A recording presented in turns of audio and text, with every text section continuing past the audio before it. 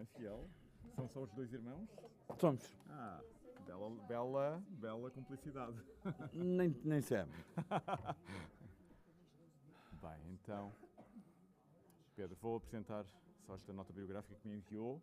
Eu completei com alguma novidade de última hora. Esteja à vontade. Isto fala-se para aqui, não é? Sim, fala-se para aqui.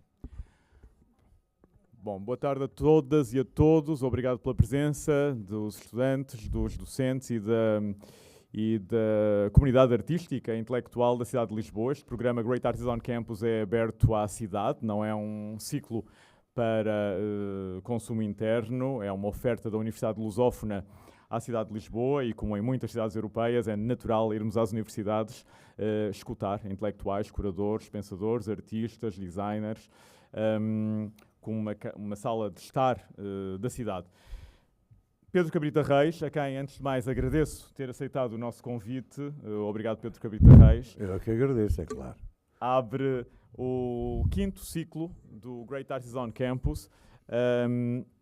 E antes de ler uma breve nota biográfica para contextualizar o artista e a obra, sobretudo pensando nos mais jovens nesta sala e os estudantes de primeiro ano, eu deixo só, partilho convosco a novidade do Great Artists on Campus ter, a partir da próxima sexta-feira, extensão ao Porto. E passamos a realizar este ciclo com convidados especiais, um programa autónomo no Porto, numa regularidade outra, mensal, numa parceria com o Batalha Centro de Cinema, que é uma casa extraordinária do nosso país dedicada ao cinema contemporâneo. Pedro Cabrita Reis nasceu em Lisboa, em 1956, cidade onde vive e trabalha. Com reconhecimento internacional consolidado, e o seu trabalho tornou-se crucial para o entendimento da escultura a partir de meados da década de 1980.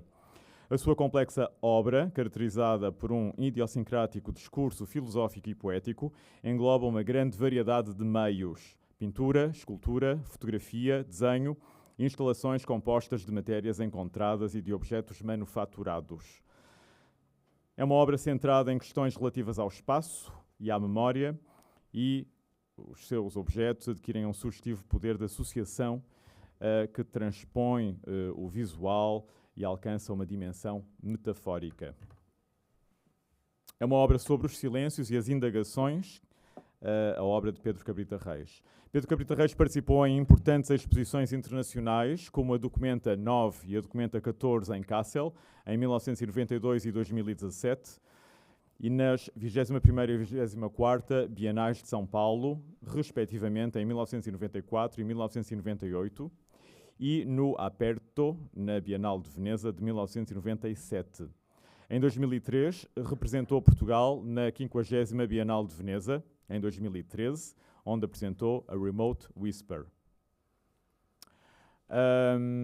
Participou em 2009 na Bienal de Lyon, com The Spectacle of Everyday. Em 2022, Cabrita apresentou Les Trois Grâces nas Tuileries, no Jardim das Tulherias, comissariado pelo Museu do Louvre, e por ocasião da 59ª Bienal de Veneza, Field na Chiesa di San Fantino. Em 2024, Pedro Cabrita Reis apresentou Atelier, uma exposição retrospectiva da obra do artista que reuniu cerca de 1.500 peças produzidas ao longo de 50 anos de carreira, ocupando 3.000 metros quadrados da Mitra, em Marvila, Lisboa. Pedro Cabrita Reis teve uma importante antológica no Museu Coleção Berardo, em 2011, em Lisboa, e eu vou daqui a pouco iniciar o nosso diálogo a partir da memória desta antológica que me marcou. E no Porto realizou uma das primeiras exposições do então recém-inaugurado Museu de Serralves, em 1999. E mais recentemente voltou a Serralves com a mostra A Roving Gaze, um olhar inquieto, em 2020, numa espécie de instalação total. Recentemente, em dezembro passado, o artista plástico Cabrita, anteriormente denominado Pedro Cabrita Reis, podemos falar um pouco sobre isso também, esta nova denominação, formalizou a doação do seu arquivo documental, composto por milhares de documentos, à Fundação de Serralves, havendo inaugurado aí, nos jardins da Fundação, uma nova obra de arte pública, feita de grandes blocos de pedra que parecem tombados na superfície da água de um lago. Pedro de Cabrita Reis, eu iniciaria a nossa conversa e eu vou intervir o mínimo possível, porque o Pedro de Cabrita Reis é um orador nato. Eu começaria pela memória desta exposição em 2011, no Museu Berardo, onde eu me recordo que rever as obras do início dos anos 80 em gesso, aquelas paisagens que são tão do sul, de uma cultura meridional, silentes, impressionou-me muito voltar àquele trabalho inicial. Podemos começar por aí, a importância da paisagem, a importância da sulitânia, não é? Desta cultura do sul, meridional, para o arranque, de alguma forma, da obra do Pedro de Cabrita Reis. João, claro. Está a funcionar. Bom, as paisagens dos artistas, entendendo por paisagem o que engloba, enquadra o artista por fora e por dentro, portanto, também as paisagens do espírito e da mente e da inteligência e das preocupações de índole estéticas, sociais e políticas, juntas às outras que são aquelas que vêm aos sentidos, ao olhar e ao pensamento. As paisagens do artista, poderíamos dizer de uma forma rápida e liminar, é o mundo inteiro. Portanto, dentro desse mundo inteiro, depois há afinidades. As minhas afinidades são por origem familiar, por inclinação cultural, por apetências, e as apetências são sempre subjetivas, mas eu sou um homem do Sul, já disse isso várias vezes. Não sou um homem do Norte, porque o Sul tem coisas de que eu gosto, como o calor, a distância infinita dos desertos, o mar quente e essas coisas todas que distanciam do Norte, onde há outros lugares absolutamente hipnóticos e fantasmagóricos e encantadores que dizem respeito a outras pessoas. Eu gosto de tâmaras, de figos, de laranjas, de calor. Sou um homem do Sul. E podíamos continuar, não? O que é que aconteceu nessa exposição que o João aqui quer trazer à nossa conversa? Eu tinha na altura, digamos, eu gosto de fazer balanços de vida. Todos nós fazemos balanços de vida. Fazemos balanços a toda a hora, a todos os minutos. A vida isto é uma banalidade dizê-lo, não é senão um encadeado infinito de escolhas, e as escolhas são balanços. De vez em quando, na vida dos artistas, há necessidade, penso eu, ou pelo menos eu tenho essa necessidade, não quero agora, de alguma forma, imaginar que aquilo que eu penso é uma coisa partilhada por outros. Eu, pessoalmente, tenho permanentemente a necessidade de balancear-me. Fazer um balanço, balancear-me, é olhar para aquilo que eu vou querer fazer a seguir, baseado ou não naquilo que eu já fiz antes. O que eu vou fazer a seguir tem uma vantagem extraordinária, não tem erros, porque não existe. O que eu já fiz antes tem outra vantagem incontornável, que é uma fonte de aprendizagem, sobretudo pelos erros cometidos. Devo-vos dizer que tomo isto como verdadeiro.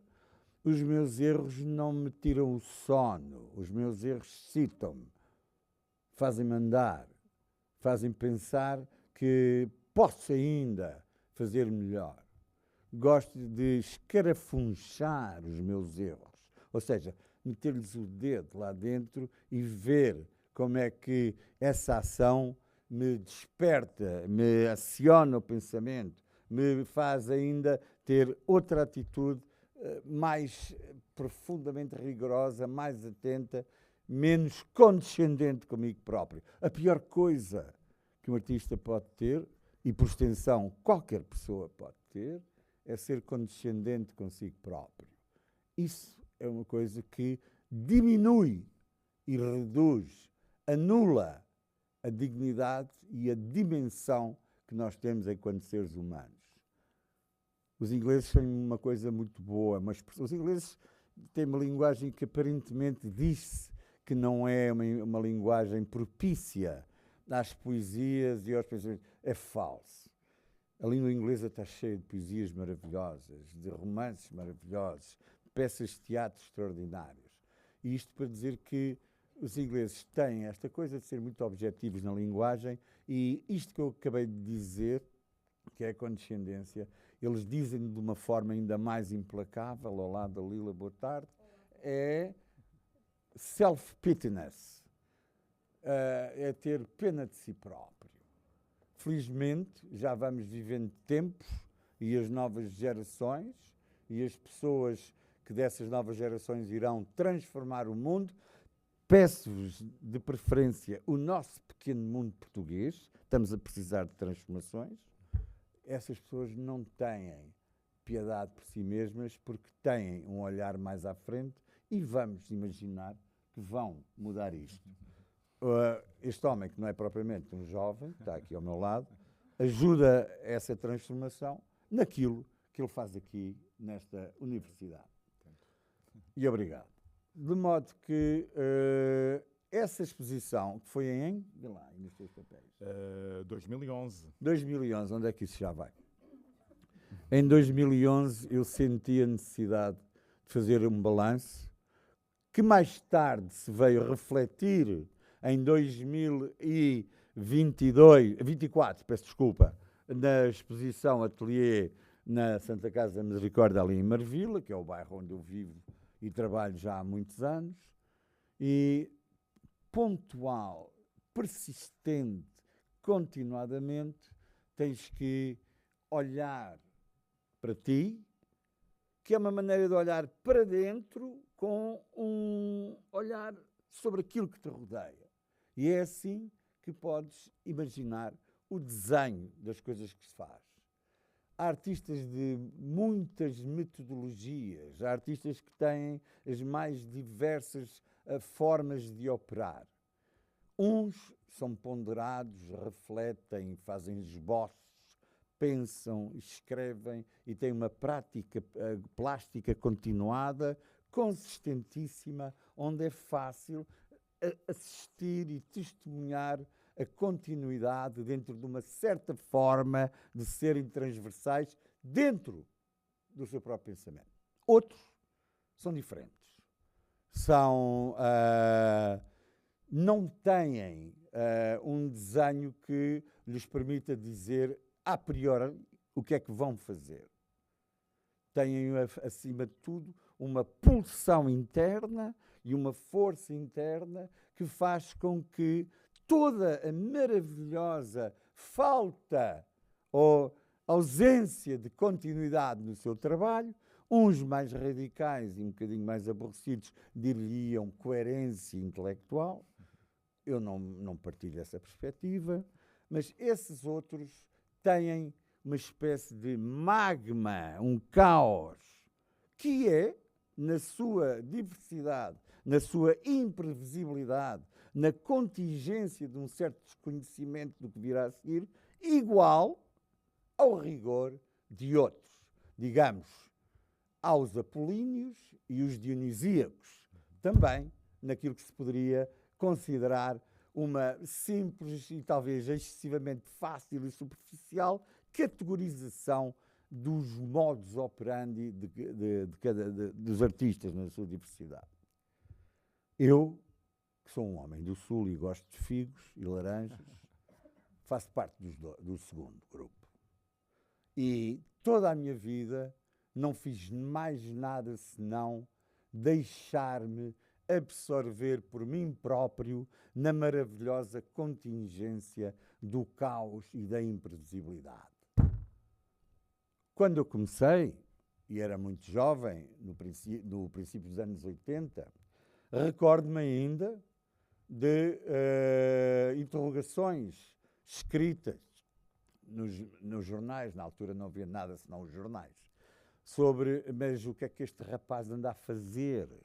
Faz uma exposição agora assim e depois, passados 6 meses, faz outro assado, e para o ano que vem e no ano passado. Finalmente, o que é que este homem tem na cabeça? Eu lembro-me que isso era uma preocupação para algum setor da crítica que nem sequer era conservador.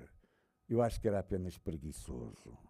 E nunca me ocorreu que isso pudesse, de alguma maneira, determinar a forma como eu trabalhava, porque sempre achei que os problemas, as dúvidas e as angústias que eu tinha no ateliê com o meu trabalho, com a diversidade do meu trabalho, a multivalência, as diversíssimas formas de expressão nas mais diversas disciplinas, do desenho à escultura, essa espécie de permanente agitação era de longe, por um lado, mais criativa e, por outro lado, muito menos preocupante do que as interrogações que os espíritos bem pensantes da crítica da época faziam sobre o meu trabalho.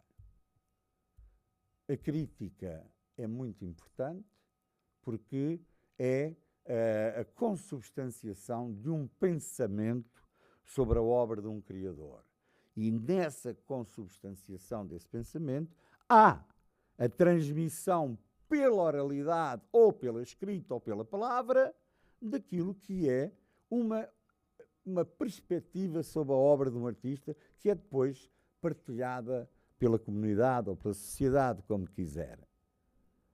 Contudo, nada dessa obra deve, a meu ver, e também acho que não sou eu só que penso nisso, a maioria dos artistas e sobretudo, a maioria dos artistas mais jovens, a que eu fui assistindo ao seu aparecimento ao longo dos tempos, têm essa espécie de predisposição interior para acreditar em si, naquilo que os move, naquilo que eles ainda talvez nem saibam que tenham que vir a fazer, mas que é a linha condutora, uma espécie de uma energia e algo que os faz não sair do lugar em que eles estão como autores, mas ainda assim assumir a deriva da mudança permanente. Não há programa neste caso. Há uma coisa que se chama, peço desculpa de dizer isto, não há programa, há vocação. A vocação é uma palavra em desuso. Está ligada a entendimentos novecentistas daquilo que é a reflexão sobre a criação artística. Dir-se-ia, quando eu era jovem ou mesmo criança, este rapaz tem muito jeito para o desenho, vai ser artista, tem uma vocação. A vocação é mais importante do que a superficialidade com que essa palavra é usada. A vocação, ou o vocativo, em termos filosóficos, é uma inevitável propensão ou tendência para uma coisa. Há quem tenha vocação para ser um assassino em série, há quem tenha vocação para se propor a ser o líder da direita em Portugal e há quem tenha vocação para ser artista. Eu tenho essa vocação. Sempre tive. Desde sempre. Como muitas vezes se terá já lido, nunca quis ser piloto da Força Aérea, tenho o maior dos respeitos pelas Forças Armadas Portuguesas, nunca quis ser bombeiro, tenho o maior dos respeitos pelos esforços anónimos e terríveis que esse corpo de cidadãos todos os dias, a toda a hora, presta à comunidade, muito particularmente nestes tempos recentes destas calamidades que temos estado todos a viver. Mas é pintura. É o que eu sei fazer. Poderá não servir para nada, é pouco provável que salve o mundo. A arte, ao contrário do que se possa pensar, Rui, não é? A arte não salva o mundo. Mas não. Nem a escrita. Rui Cardoso Martins. Muito obrigado por teres vindo. Eu faço o que posso, faço o que sei e, acima de tudo, predisponho-me a fazer o que ainda não sei. Porque não há coisa pior do que um dia acordares, enquanto artista, e te dares conta que és académico de ti próprio. A única forma de teres capacidade de evitar isso é recuperares os teus tempos de juventude que supostamente deverão permanecer ao longo da tua vida até morreres paulatinamente como um jovem de idade avançada, é a ausência do medo. O medo não é de morrer atropelado, ou de morrer afogado, ou de não ter dinheiro para pagar as dívidas ao banco. Eu tenho algumas. Agora, o medo é não ter medo, é ter a noção de que estás incumbido. Estás incumbido. Não sabemos bem porquê. Tens uma vocação que te foi dada. Não foste para as Belas Artes aprender a ser artista. As Belas Artes são uma instituição muito importante justamente para termos a noção exata do que é ser artista ou não. Agora tirem as vossas conclusões. Portanto, o que é que nós falamos quando falamos de não ter medo? Falamos justamente da capacidade, e volto atrás, de acordar com a diligência de te permitires a ti próprio fazer erros. Uma folha de papel não é muito cara. E uma caneta Bic, tão pouco. Com resmas de papel de máquina e 3 ou 4 caixas de canetas Bic, podes dar a volta à história da arte e ao universo sem medo e sem gastar muito dinheiro. Portanto, o que é importante é que se tenha a noção de que o que está em causa não é o que foi feito, não é o que queres fazer, é, acima de tudo, o que ainda não sabes que vais fazer. E provavelmente não sabes que vais querer fazer. Desculpa, eu falo demasiado. Fala muito bem, estamos encantados a ouvi-lo, Pedro Cabrita Reis. André Gomes, muito obrigado. Bem-vindo, André Gomes. O André Gomes é um habitual das nossas conferências. Pedro Cabrita Reis, ouvindo falar de juventude e do sem medo da juventude, Nós não tínhamos combinado que eu tinha uma garrafa de whisky na mesa. Bom, ela vai chegar, está atrasada. A questão, se calhar, que eu lhe colocava agora era sobre a juventude, precisamente. Anos 80, início dos anos 80, pós-revolução já lá vai, há a vontade de refundação de um país e também das artes neste país, não é? Refundação cultural.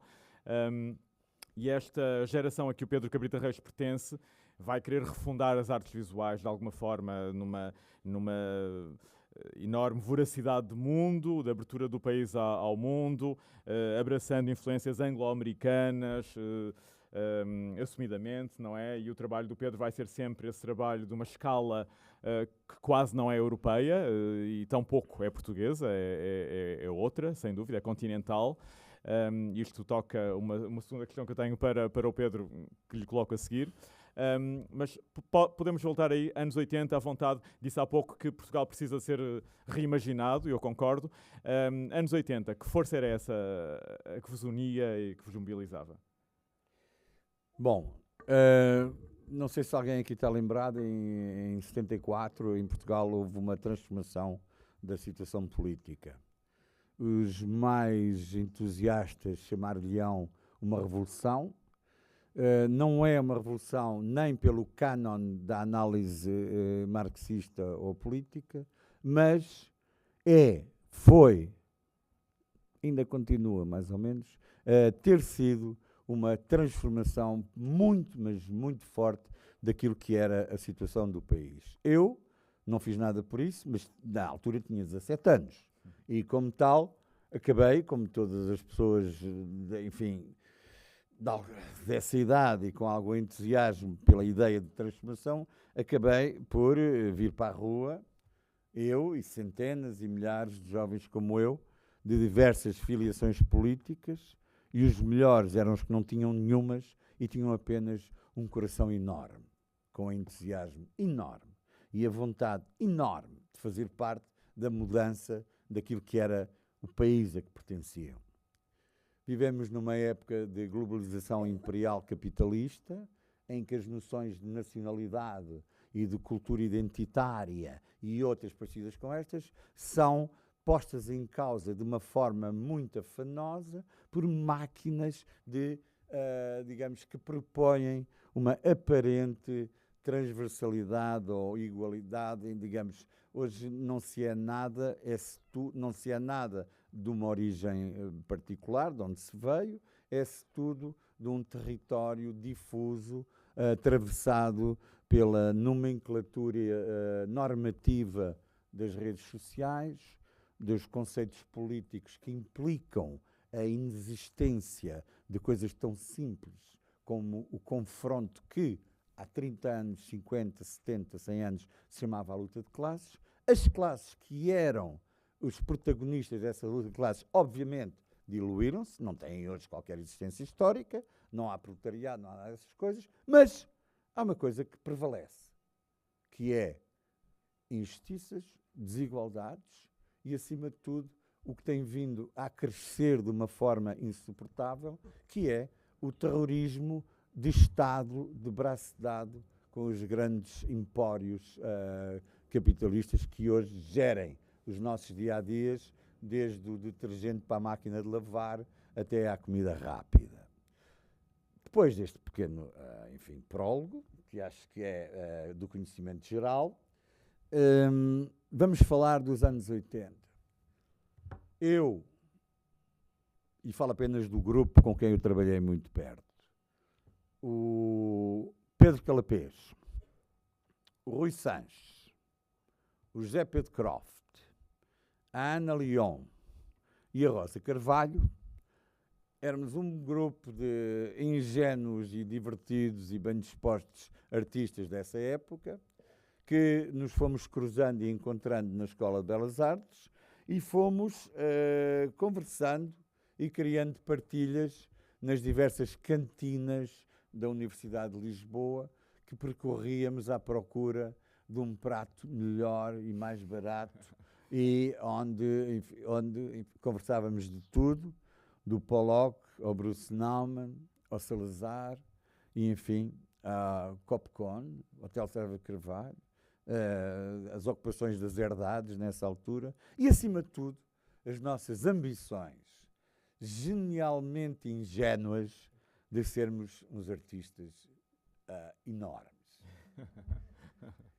Estava bem, é assim que os jovens devem ser. Não há nisto nenhuma perversão, nem qualquer falta de realidade ou de senso comum. Quando se é jovem, deve-se querer tudo. Quando se envelhece, deve-se continuar a querer ainda mais. Portanto, nós estivemos juntos, fizemos muitas exposições, e quem éramos nós nessa altura? Na verdade, não nos conhecíamos de lado nenhum. Onde nos cruzámos foi na Escola de Belas Artes. Uns com maior assiduidade, outros menos. Mas fomos encontrando daquela forma que não se sabe bem desenhar porquê, é uma coisa intuitiva, aparece, acontece. São as afinidades eletivas. Recomendo vivamente, vocês que são candidatos a serem pessoas de pensamento, imaginamos que as universidades ainda sejam lugares de pensamento. Portanto, recomendo-vos a leitura das afinidades eletivas desse chatíssimo alemão chamado Immanuel Kant, que, apesar de tudo, não é parvo de todo. E vocês, com certeza, que aprendem coisas nesse livro. Nós tivemos afinidades eletivas no meio das diversas cantinas da Universidade de Lisboa. E fomos, aos poucos, construindo a ideia de que tínhamos alguma coisa em comum. E posso-vos dizer hoje qual era essa coisa em comum.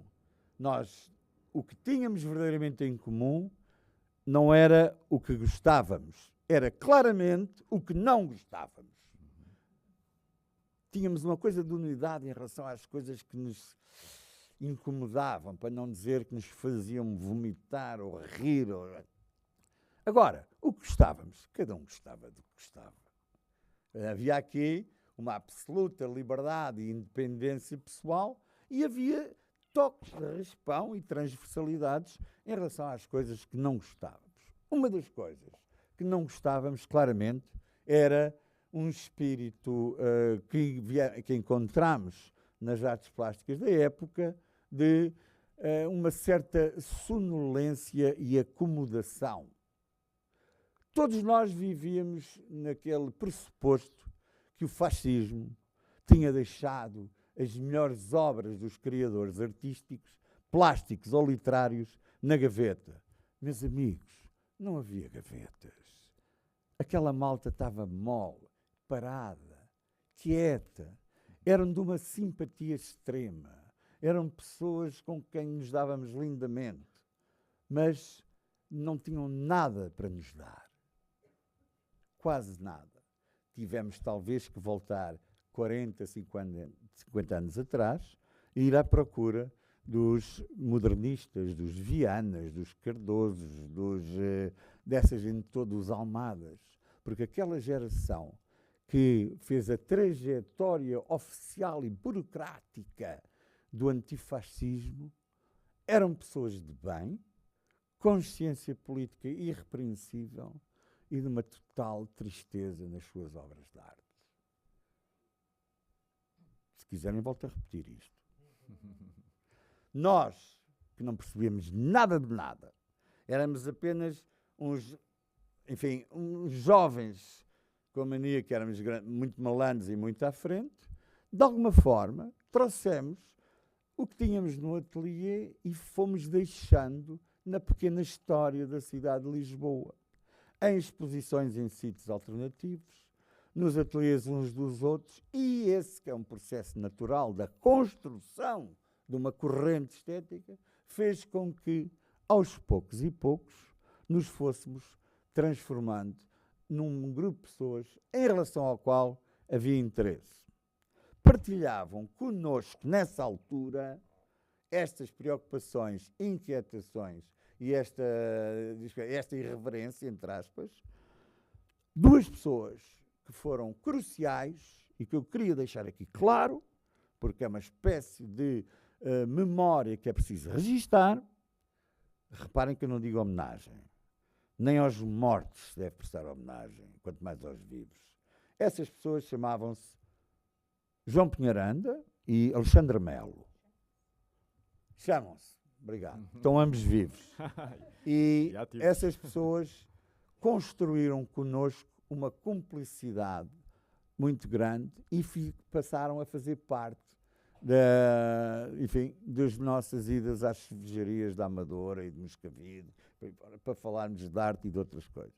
E foram, com o poder da sua palavra e a eloquência do seu pensamento crítico e historiográfico, foram construindo à sua maneira aquilo que viria a ser, e eu não tenho qualquer vergonha de dizer, a legitimação social, política, mediática e cultural daquilo que nós éramos. E começou assim. Podes analisar a história, não a podes culpar de ser história.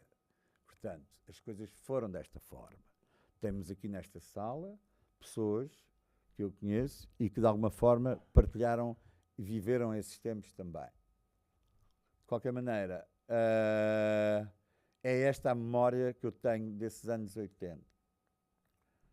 Recapitulando, o encontro com uma espécie de vazio, a entrada de um grupo com todos os defeitos e, enfim, e características das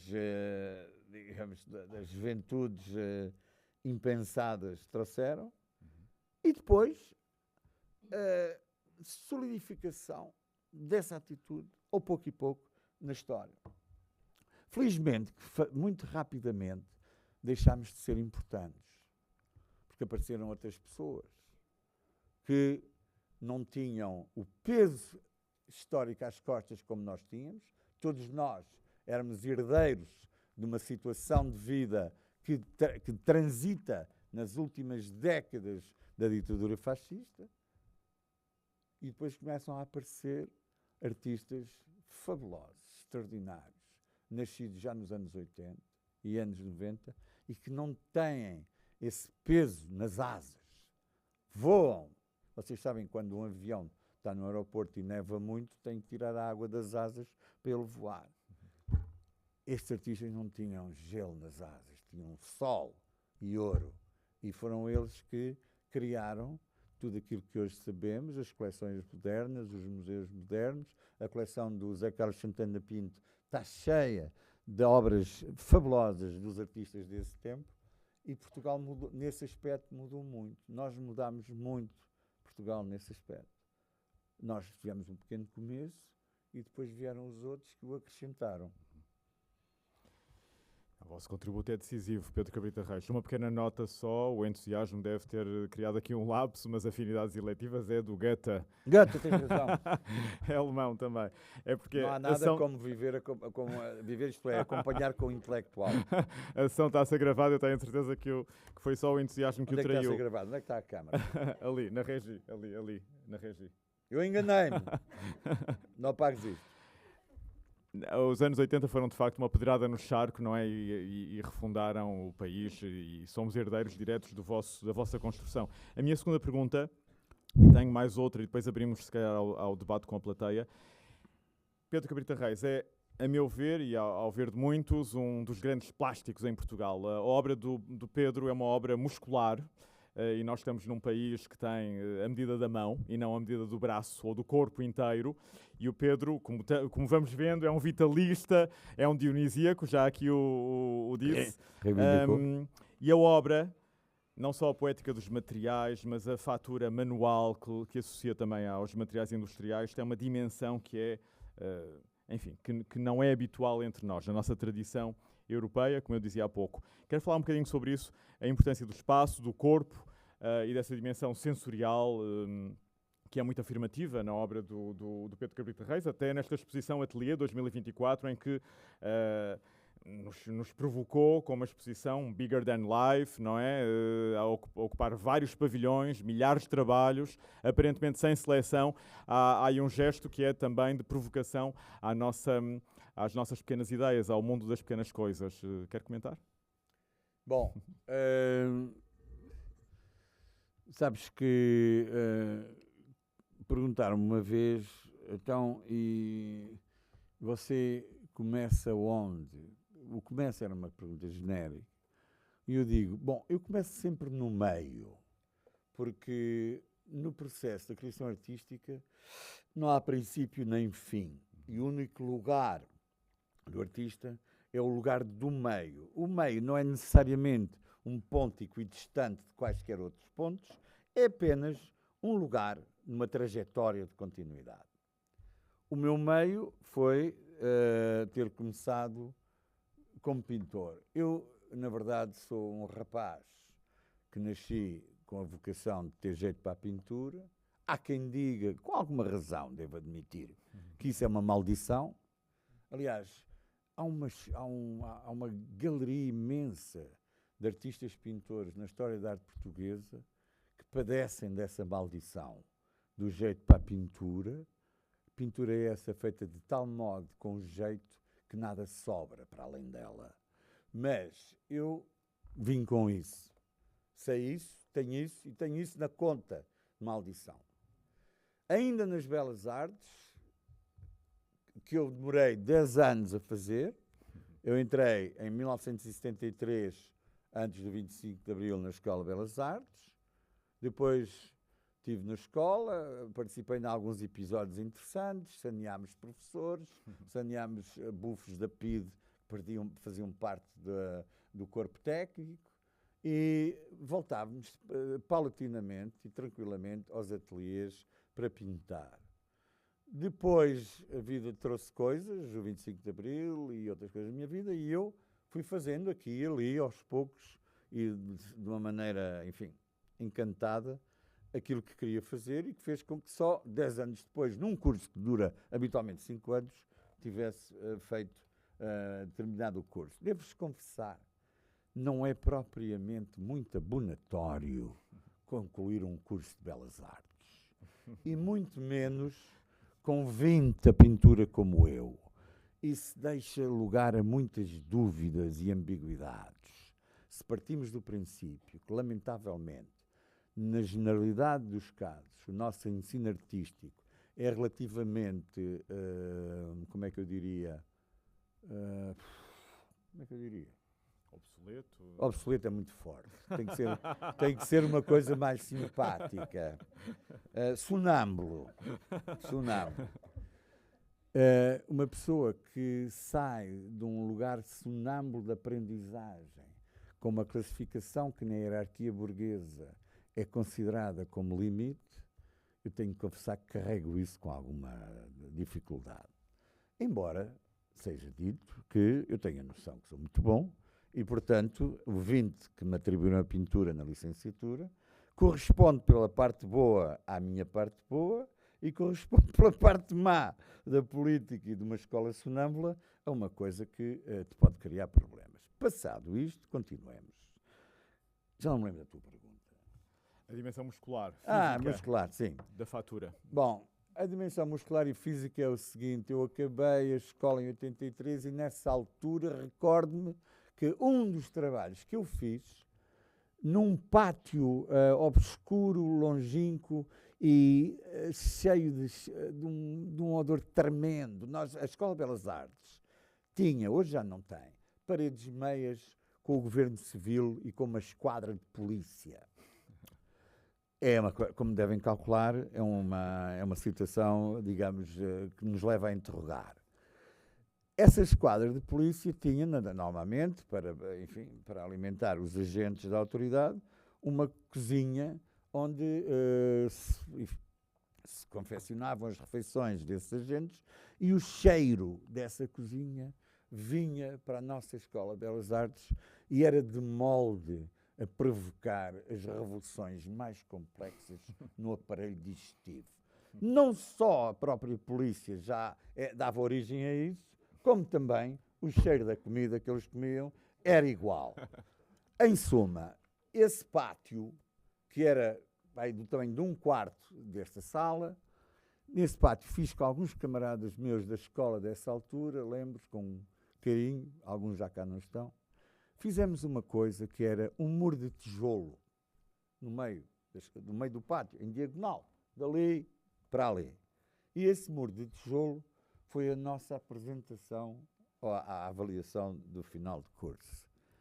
Aí já estava incluído e perceptível aquilo que viria a revelar-se mais tarde como uma apetência que eu tinha para trabalhar a terceira dimensão, o volume e, mais do que isso, os materiais com a nobreza que os materiais pobres têm e os materiais esquecidos e os materiais ignorados.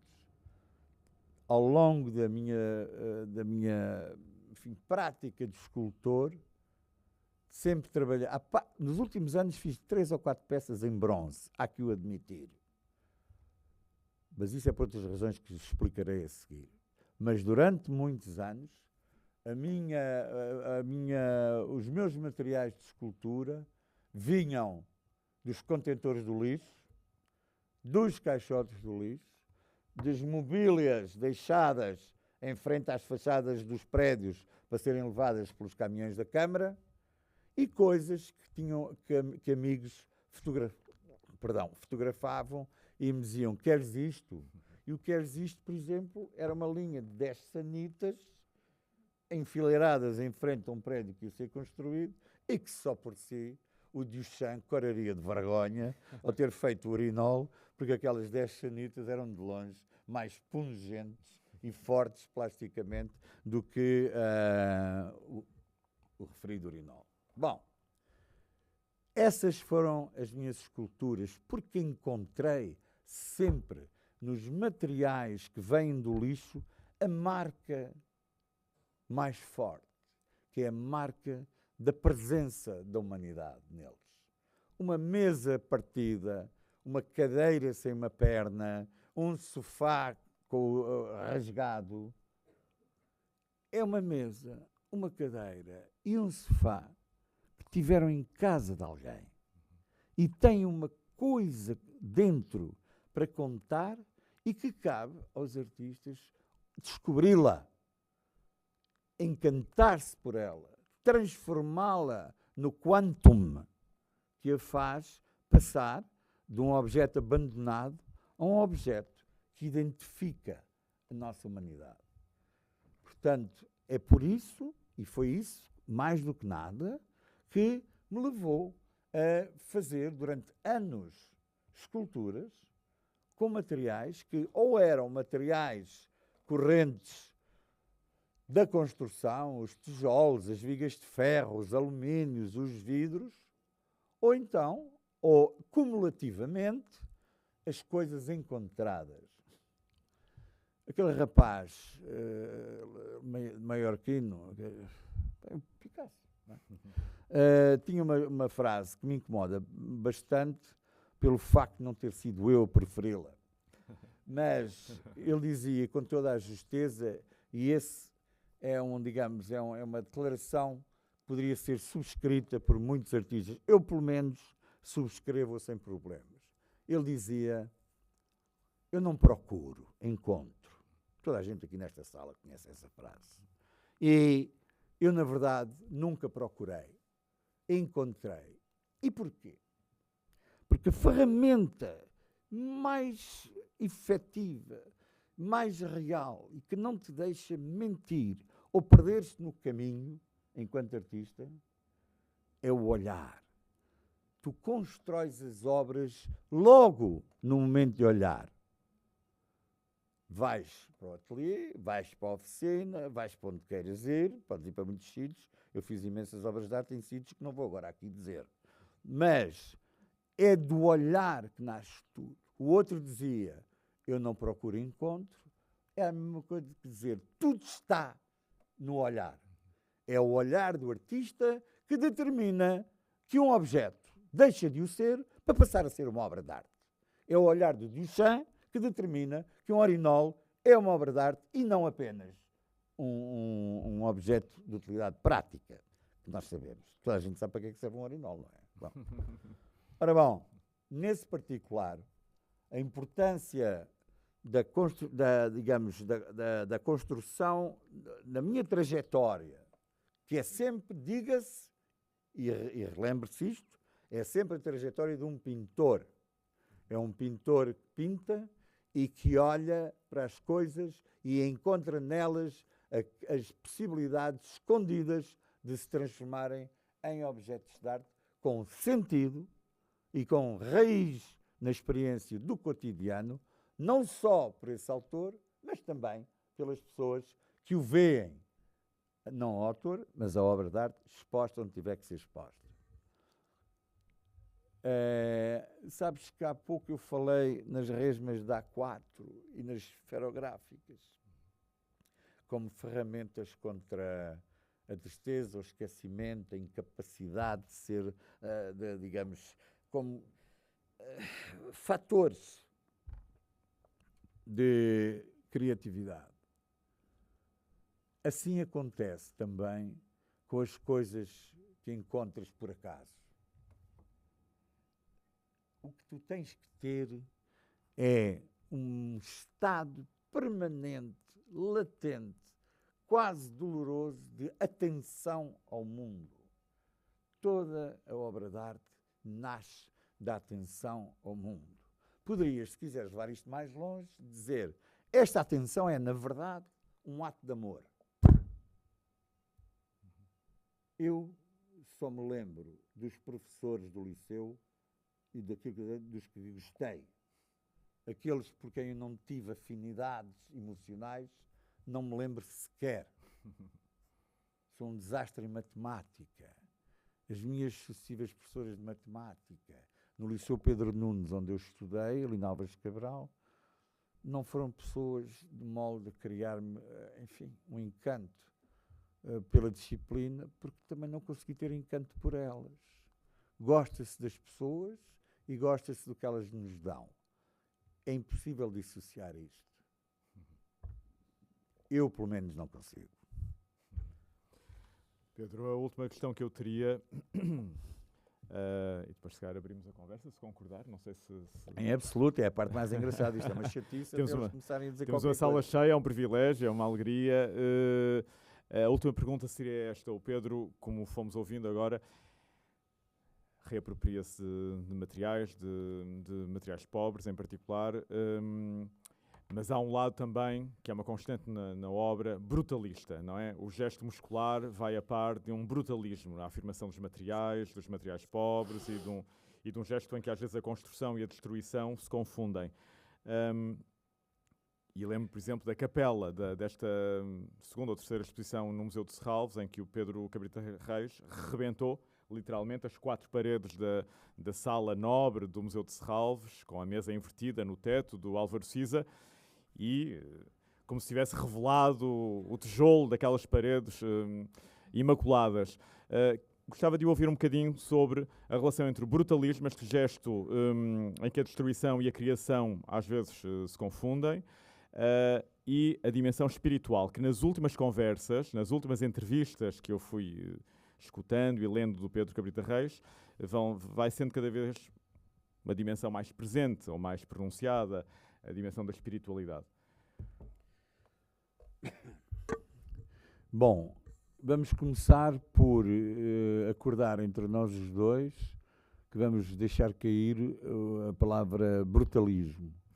A palavra brutalista corresponde a um período muito particular da história da arquitetura, nos anos 70, e sabe-se porquê e tal.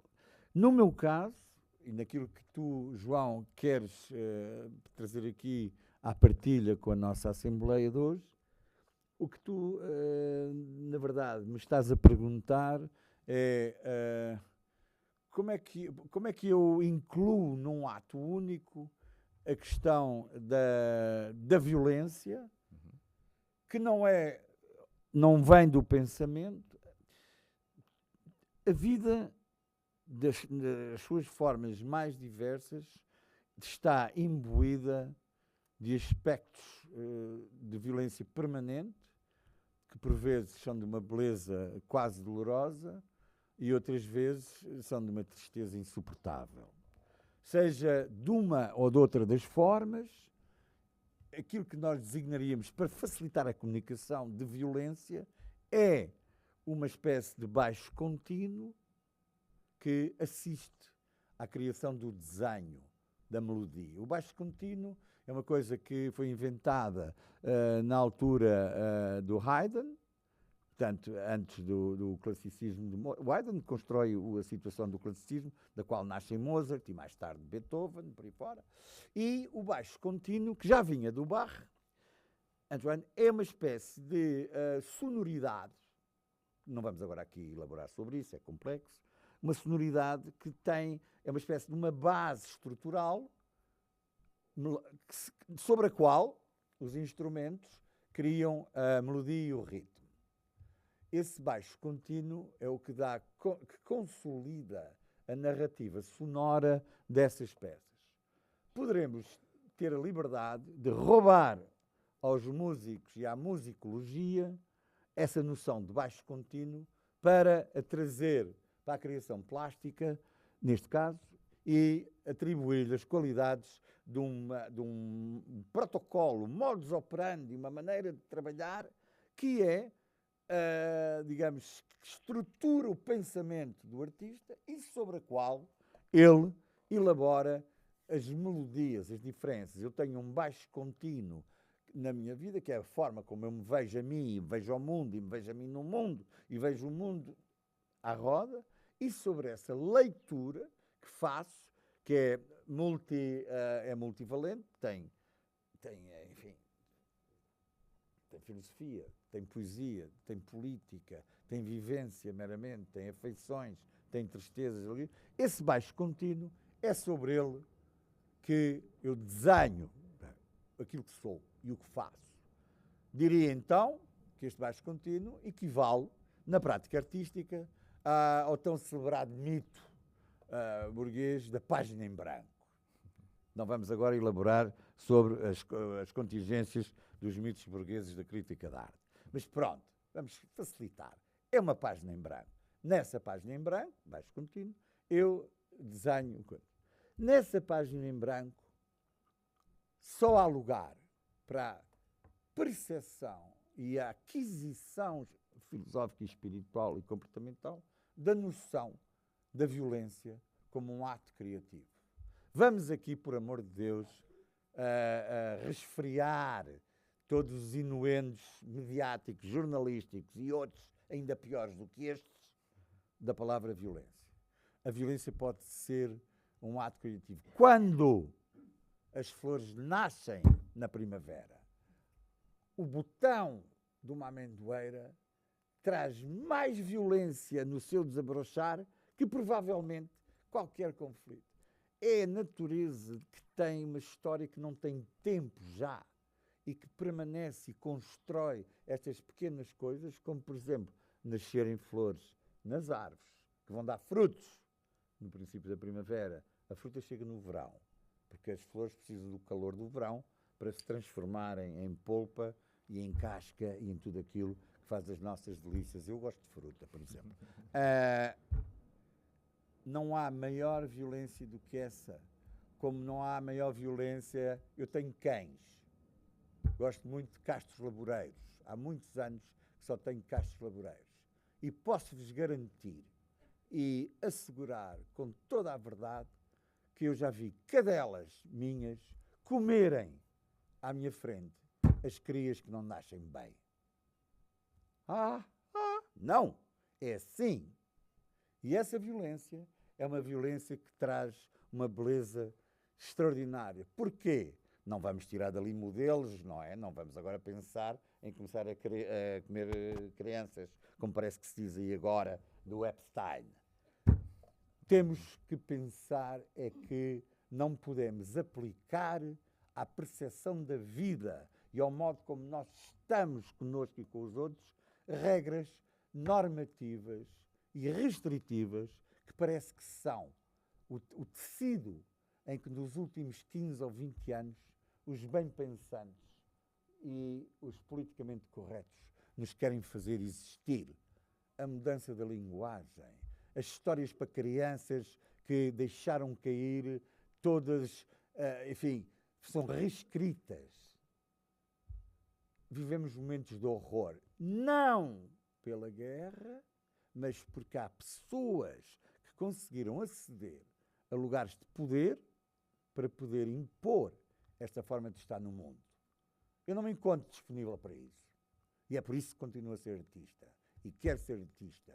E nas minhas obras de arte, e no meu pensamento sobre arte e sobre a minha vida, não há lugar para estas normativas regulamentadoras de comportamentos e de maneiras de pensar e dizer. Onde é que íamos? E a espiritualidade vai dentro dessa violência ou com essa violência?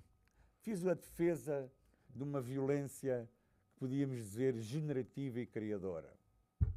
Por inerência, ao defender esse tipo de violência, rejeito em absoluto tudo o que seja a outra violência. Não há nada que seja uma coisa só. Tudo é duas coisas. A dialética, o pós e o depois, o antes, a causa e o efeito. A vida é feita desta multiplicidade. Esta merda também se que, portanto, falemos apenas daquilo que é bom. Tragamos connosco aquilo que é bom. Desta conversa que estamos aqui a ter hoje e que ainda não acabou, guardemos aquilo que é bom. Não falemos de violências negativas. A violência que eu invoco no entendimento e na percepção da minha criação artística é ambição, nem sempre conseguida ou realizada, de trazer a beleza digamos, da violência que move a vida para dentro dos meus quadros, das minhas esculturas, etc. E onde é que essa violência estaria? Não nos quadros ou nas esculturas, mas sim no modo como eu os penso e como atuo em relação às obras que faço. Next. Muito bem, Pedro Cabrita Reis. A permanente agitação, não é? Em luta com o microfone. Mas nós estamos a gravar a sessão e os microfones são importantes. Eu vou passar um microfone de mão em mão, não há assistentes de sala, portanto, que a plateia seja autossuficiente. Passem o microfone uns aos outros. Alguém quer começar? Primeira fila. Quem quer abrir? Há ali já alguém. Pode ser aqui? Obrigado. José Carlos Santana. Pinto. Pinto. Obrigado, Pedro. Eu queria, Pedro, achei, e ainda bem que não concordei contigo e gostei da maneira como falaste, e não digo que habitualmente é assim, mas gostei hoje como falaste.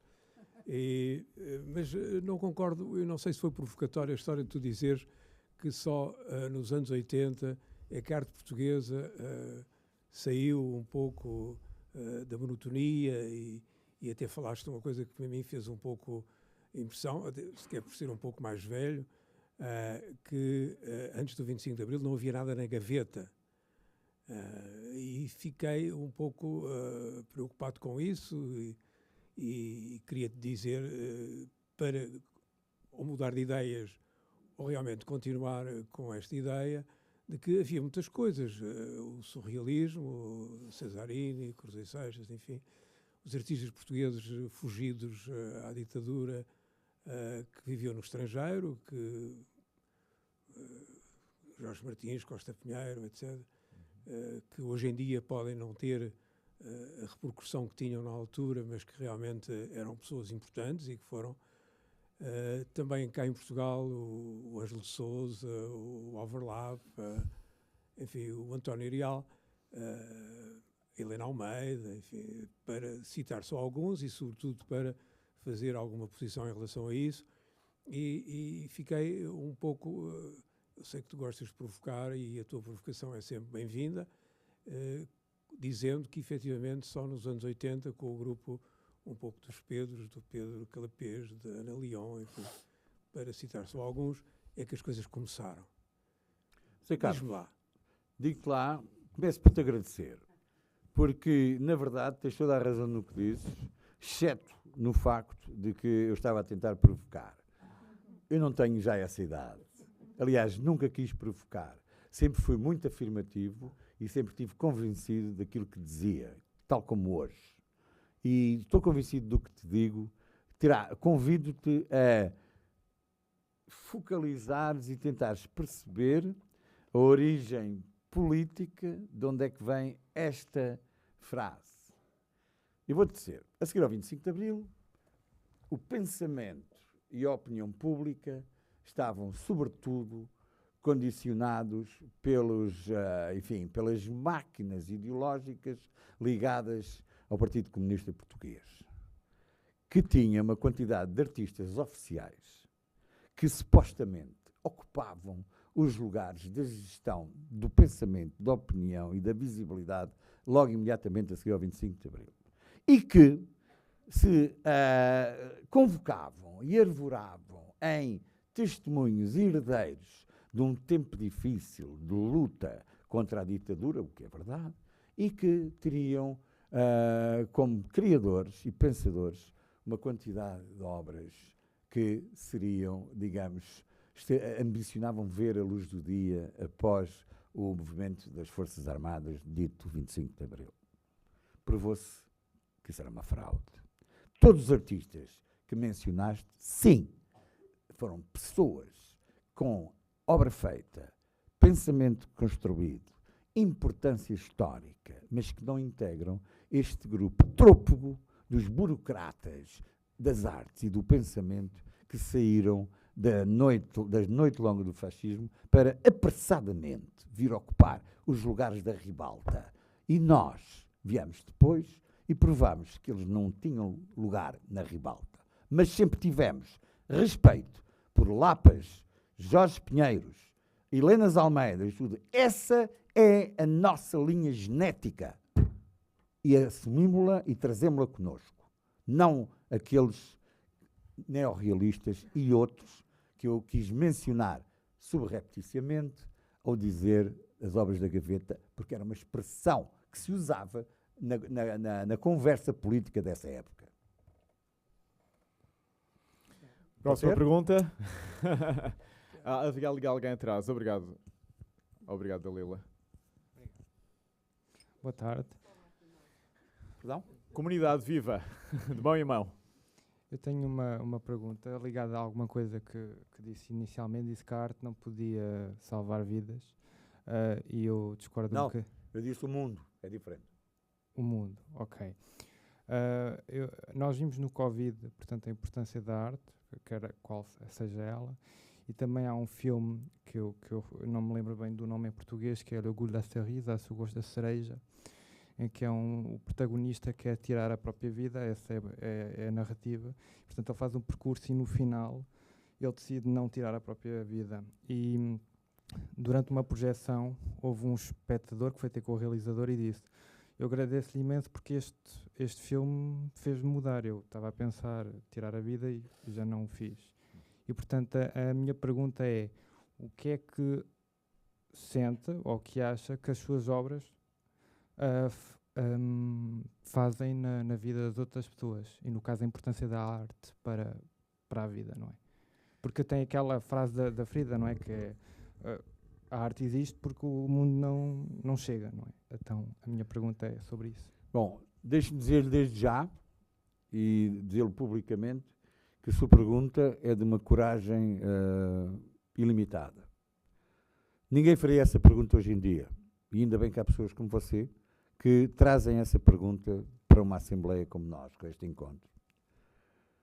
A única coisa que eu lhe posso, porque, é claro, é coragem porque vai buscar os entrosamentos e vai buscar uma questão que é secular, para não dizer milenar, e que tem sido, de um lado, pessimamente interpretada, que é o lado de que a arte é terapeuta.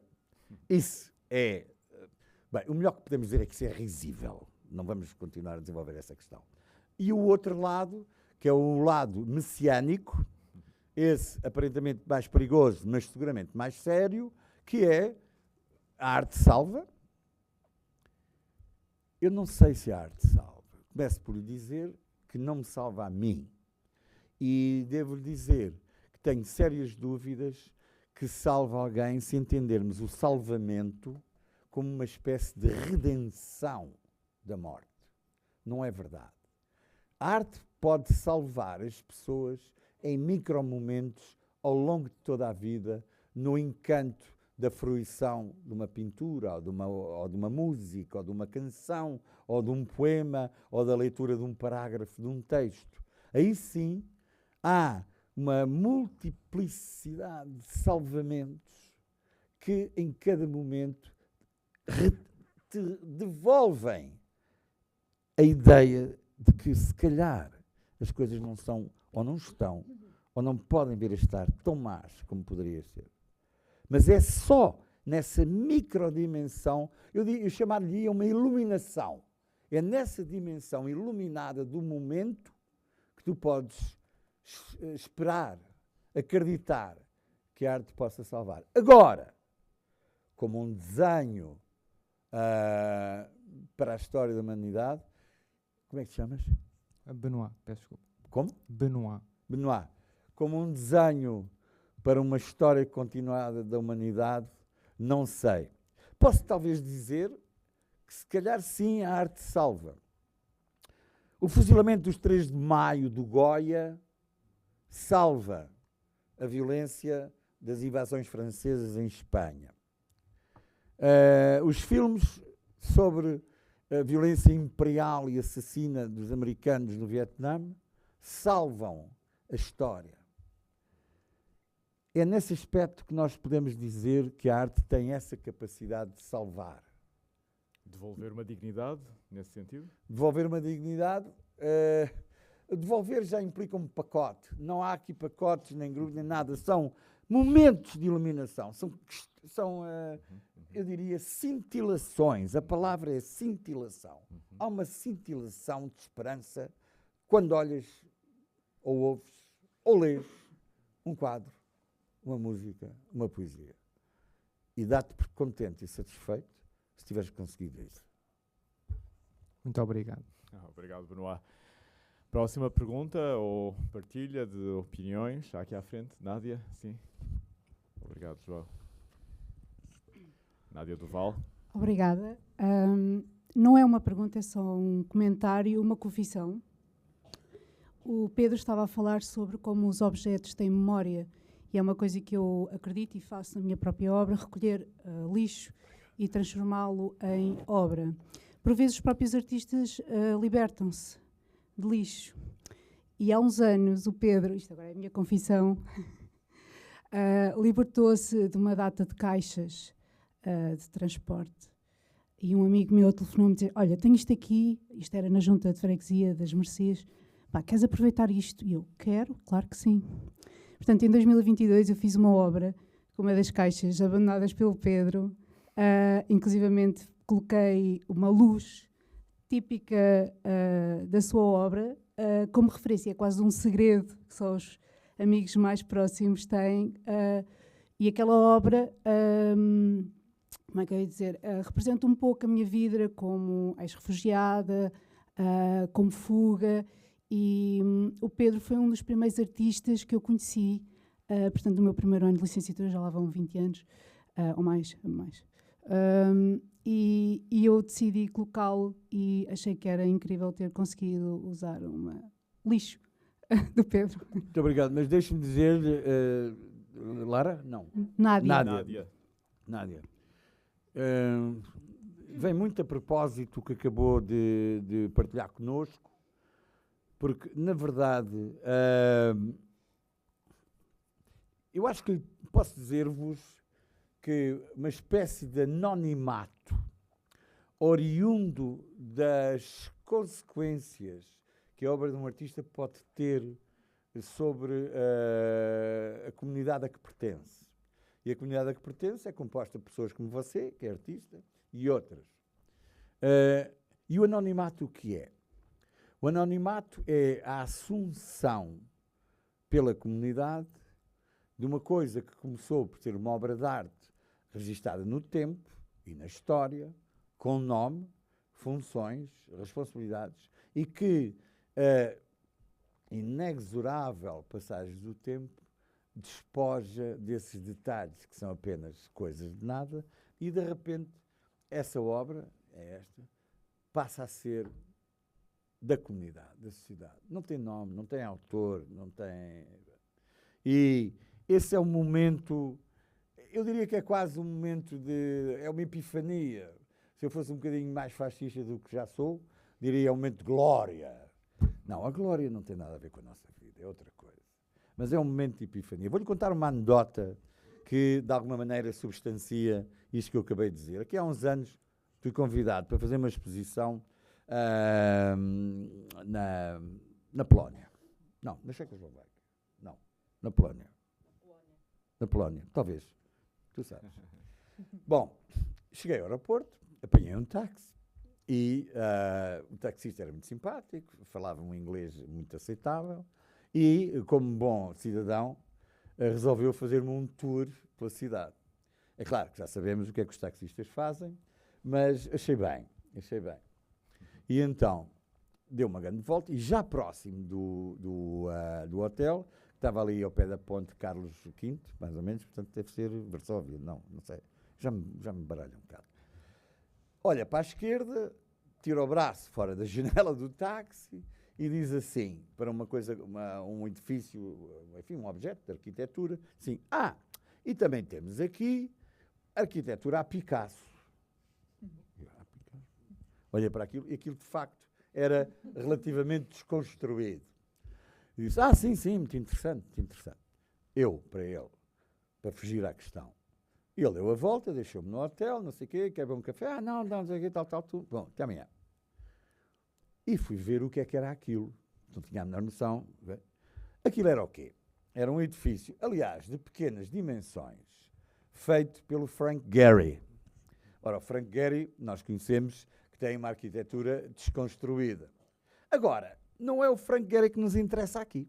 O que nos interessa aqui é a percepção popular da coordenada Picasso. A forma como ele, a partir do primeiro cubismo, ali, depois do sintético, não sei o quê, desconstrói o olhar e reconstrói a realidade de uma forma a Picasso. O que é que resta disto? Aquele homem nunca na vida deve ter visto um Picasso. Nunca na vida deve ter visto um Picasso. Mas posso dizer que fiquei irritado, invejoso, ciumento e tudo aquilo que você possa querer imaginar deste género, quando um chofer de táxi se refere a uma obra de outro autor, o Gehry, como sendo a Picasso. Ou seja, o paradigma ocupou o lugar da realidade. Isso, sabe como é que se chama? Eu vou-lhe dizer, chama-se eternidade. É o que eu quero para mim. Muito bem. Próxima questão, próxima partilha de ideias. Carolina Quintela. Também vou partilhar. Eu estudei, estava a contar ao João, durante um semestre, estudámos também nas Belas Artes, também sou desse grupo de pessoas que estudam nas Belas Artes e com tudo o que isso implica de bom e mau. Não foram tantos, mas também foram alguns. E nós tivemos um semestre em que estudámos a sua obra. E é um conjunto... Desculpa, e quem era o professor que fez isso? José Carlos Pereira. Muito bem, obrigado. Professor de Estética. E é um conjunto de autorretratos que me tocaram particularmente e acho que de alguma forma acabaram por ter algumas repercussões na forma como eu vejo as obras de arte a partir daí. Como uma jovem, a querer também ser genial, achei que de alguma forma me abriu essas cintilações, essas aberturas a entender a obra de arte de um ponto de vista diferente. E esses autorretratos retratavam-no de olhos fechados. E eu lembro-me que tive a oportunidade de o ouvir falar na altura, e aquilo de facto encantou-me muitíssimo, perceber que o autorretrato feito com os olhos fechados nos dava, a nós, espectadores, uma ideia de intimidade, ou seja, é aquilo que mais íntimo podemos ver de alguém e alguém com os olhos fechados.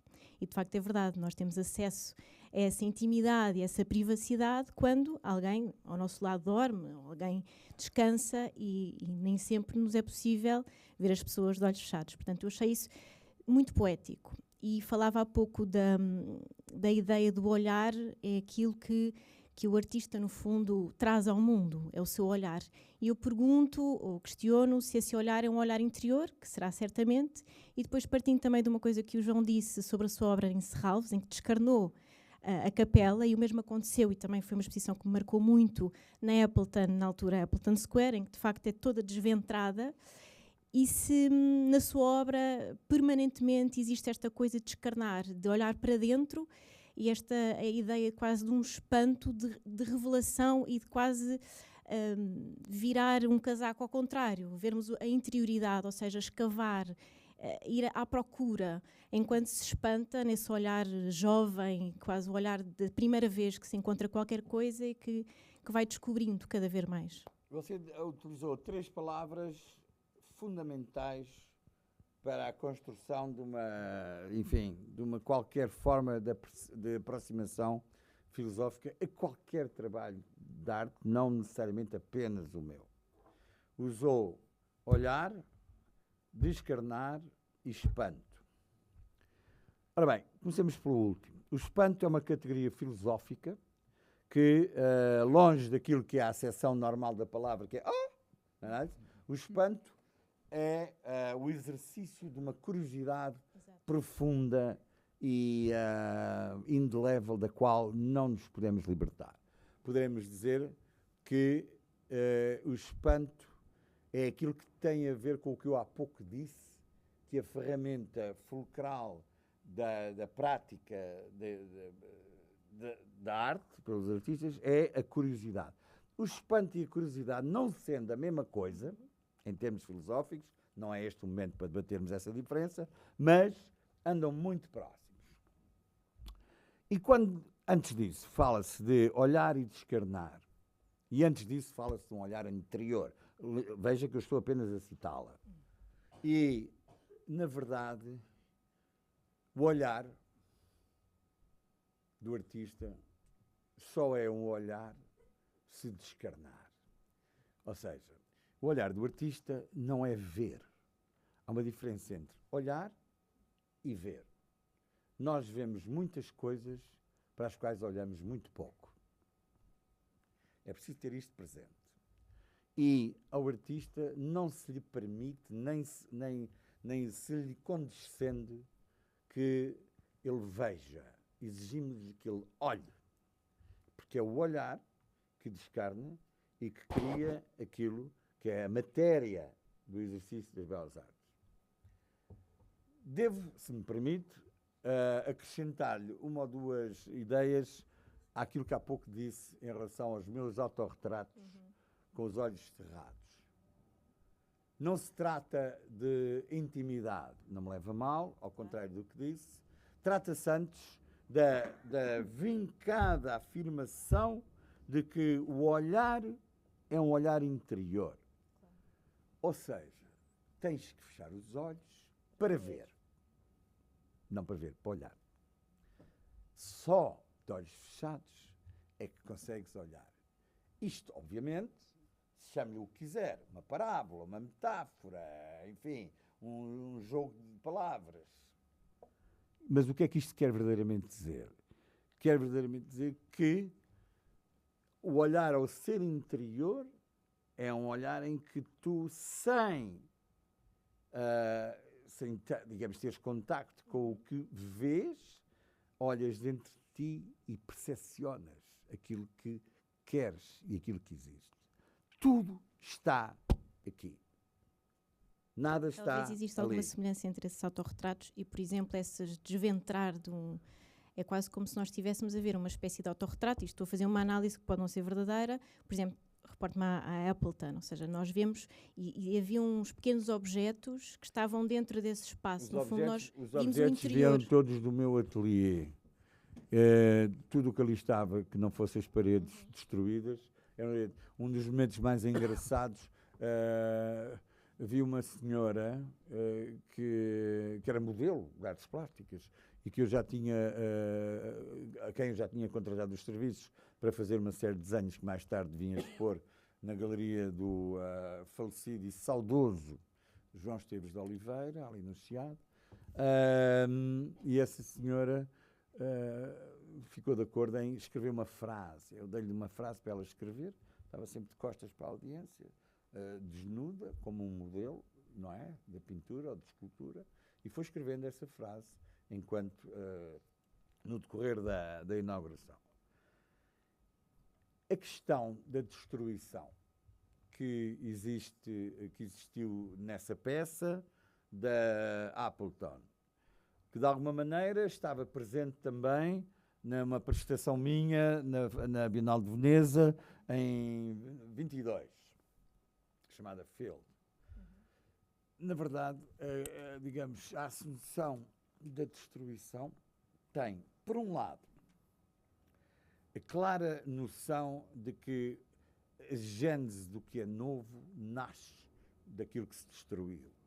E, ao mesmo tempo, tem a clara assunção de chamar a atenção e alertar para aquilo que é a violência da destruição no forma e no modo como pode destruir as nossas relações. Por exemplo, em dezembro há 2 anos atrás, inaugurei em Serralves uma peça que eles me encomendaram, chamada Ponte.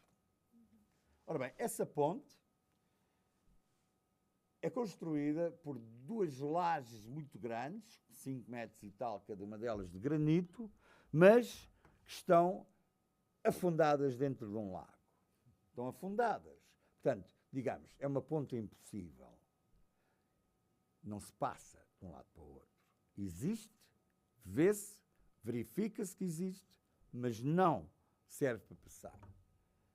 Essa ponte quebrada não é uma declaração lamechas e piegas da violência e da incapacidade. Antes, pelo contrário, é um apelo à reconstrução da passagem.